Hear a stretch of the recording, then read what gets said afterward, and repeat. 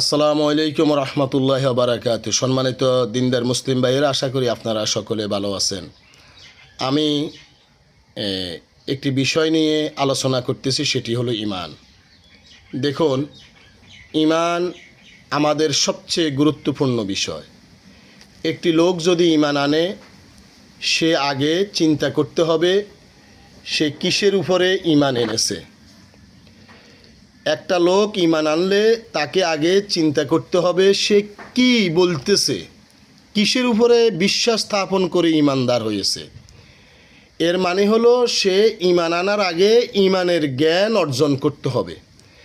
আর এই ঈমানের জ্ঞান অর্জন করা সবচেয়ে বড় ফরজ, জ্ঞান অর্জন করা। আপনি যদি জ্ঞান অর্জন ব্যতীত, ইলম অর্জন করা ব্যতীত আপনি কিসের উপরে ঈমান এনেছেন এটা বুঝা ব্যতীত যদি সাক্ষ্য প্রদান করেন, তাহলে যেই কোনো মুহূর্তে আপনার এই সাক্ষ্য ছুটে যেতে পারে, ভঙ্গ হয়ে যেতে পারে। তাই আমাদেরকে ঈমান আনার আগে ঈমান কি, আমি কি অস্বীকার করলাম, কি স্বীকার করে নিলাম, এটা আমাকে আগে বুঝতে হবে। আমি যদি এটা না বুঝি, না বুঝার চেষ্টা করি, তাহলে এই ঈমান এনে আমার কোনো উপকারে আসবে না। এই ঈমান আমার কোনো উপকারে আসবে না। আমাদের ঈমান আনা যেরকম ফরজ, ইলম অর্জন করা তার চেয়ে বড় ফরজ। ঈমান আনার পরে ঈমান ভঙ্গের কারণ জানা, ঈমান ভঙ্গের কারণ জানা ফরজে আইন।